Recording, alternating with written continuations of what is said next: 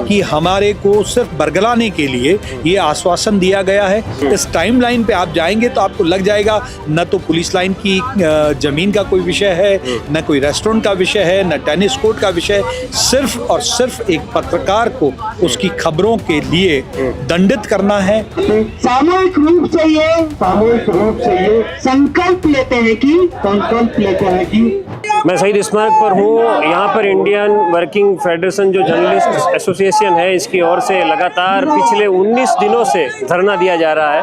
धरने की वजह हम पहले भी आपको बता चुके हैं कि जैसलमेर के तत्कालीन जिला कलेक्टर प्रताप सिंह नाथावत के द्वारा स्वाद रेस्टोरेंट पर जो कानूनी कार्रवाई और जो उस रेस्टोरेंट को ढहाने की जो अवैधानिक कार्रवाई की गई थी, इसको लेकर के लगातार जयपुर में पत्रकार संघ की ओर से धरना दिया जा रहा है। हमारे साथ उपेंद्र सिंह जी राठौड़ हैं, उनसे बात करेंगे। सर नमस्कार, स्वागत है। नमस्कार। आप लोगों ने जो संघर्ष किया उसके बाद से अब एक ये हुआ कि उनको वहां से हटा करके अब जयपुर बुला लिया गया है, प्रताप सिंह जी नाथावत को। क्या और आगे की रोड मैप है, क्या आगे का आपकी डिमांड क्या है? देखिए, ये जो तत्कालीन जिला कलेक्टर की जो ट्रांसफर हुई है, ये एक रूटीन ट्रांसफर है।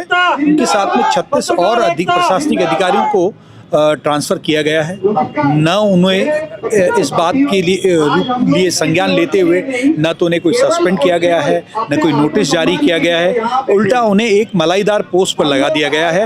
वो अभी वित्त विभाग के अंदर संयुक्त शासन सचिव के रूप में पदस्थापित हुए हैं। हम बड़ा ही आश्चर्य का विषय है कि पत्रकार, जो लोकतंत्र का अघोषित चौथा स्तंभ कहा जाता है, उसके इतने कहने के बावजूद भी एक प्रशासनिक अधिकारी को वहाँ से हटाकर एक दूसरी महत्वपूर्ण पोस्ट पर काबिज कर दिया जाता है। ऐसे में क्या स्वस्थ लोकतंत्र की हम कल्पना कर सकते हैं? बिल्कुल भी नहीं। हम लोगों ने उनके लिए खिलाफ एंटी करप्शन के जो डीजीपी हैं उनको पूरी बात प्रत्यक्ष रूप से मिलकर के दी है। राष्ट्रपति, प्रधानमंत्री, सर्वोच्च न्यायालय के मुख्य न्यायाधीश, सीबीआई, सभी जगह हमने पूर्ण साक्ष्यों के साथ में हमने अपने दस्तावेज उनको बाई पोस्ट भेजे हैं। सरकार को चाहिए कि इस तरह के अधिकारी के खिलाफ जो दस्तावेज हमने दिए हैं, परिवाद दिए हैं, उसकी जांच करें, और जब तक जांच नहीं हो तब तक उन्हें किसी भी इस तरह के पद पर नहीं रखें जहां वो पुनः जो आरोप हमने लगाए, उपकार के बदले उपकार। ये मैं बात इसलिए कह रहा हूं कि ये बात भी हमारे धरने के समय में सुनने में आई थी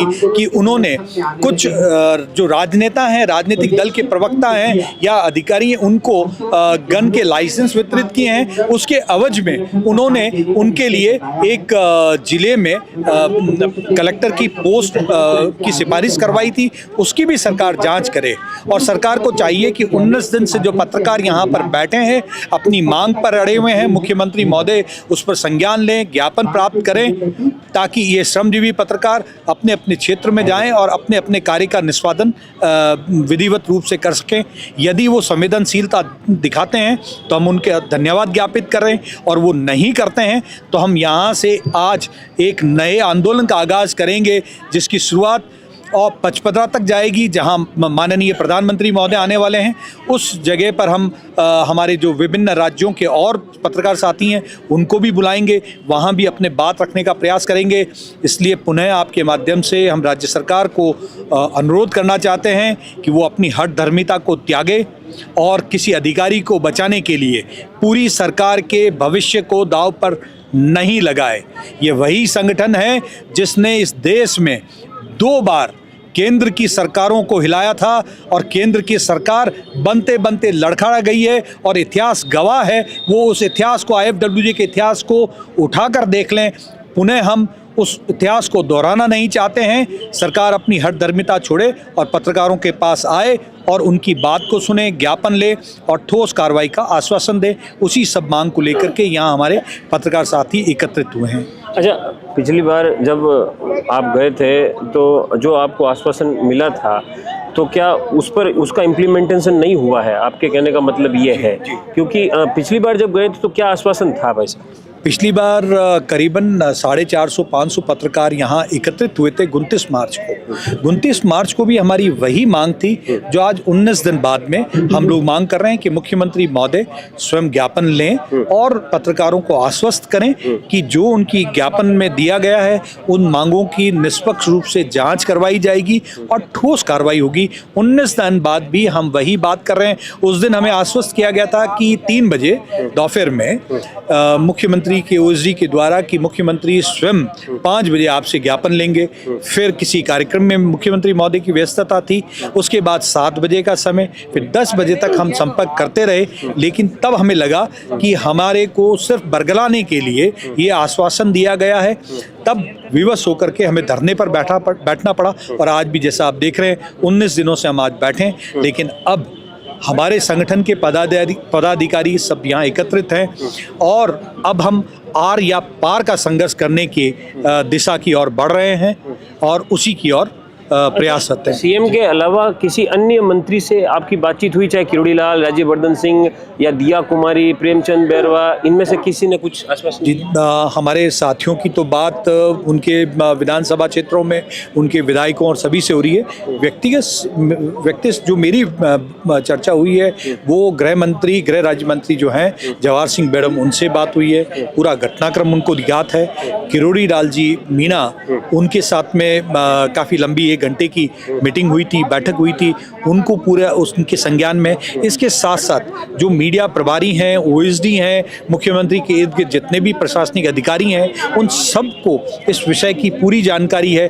केंद्र में भी 2-3 मंत्रियों को हम अपनी बात से अवगत करा चुके हैं, लेकिन अभी तक कार्रवाई नहीं होना बड़ा आश्चर्य उत्पन्न करता है। 21 तारीख को पचपदरा जाने की भी योजना है? बिल्कुल, यदि आज हमारी बात नहीं सुनाई देती है, हम पूरा प्रयास करेंगे, मुख्यमंत्री कार्यालय की तरफ प्रस्थान करेंगे 3 बजे के बाद, और फिर नहीं होती है तो हम अपने दूसरे राज्यों के पत्रकारों को भी यहाँ पर आह्वान करेंगे, वो एकत्रित होंगे और पचपदरा जाएंगे। पूरे प्रयास रहेंगे कि प्रधानमंत्री महोदय से हम मिले और अपनी बात वहाँ पर पुरजोर तरीके से। अच्छा, एक लास्ट क्वेश्चन है सर, जो बुलडोजर कार्रवाई हुई उसके बाद क्या आपकी ओर से अभी वहाँ कुछ कंस्ट्रक्शन फिर से चालू करवाया गया है या कुछ ऐसे प्रकार का अभी कुछ हुआ है कि वो यथास्थिति में है? जी नहीं, देखिए हम पत्रकार हैं और पत्रकार सिर्फ निष्पक्ष बात करता है। पक्ष चाहे वो स्वयं मेरा क्यों ना हो, मैं कानून के दायरे में रह कर के ही हम प्रयास करेंगे। जैसी स्थिति थी उन्होंने पूरा रेस्टोरेंट ध्वस्त कर दिया, वहाँ का पूरा मलबा हटा करके, साक्ष्य नष्ट करके,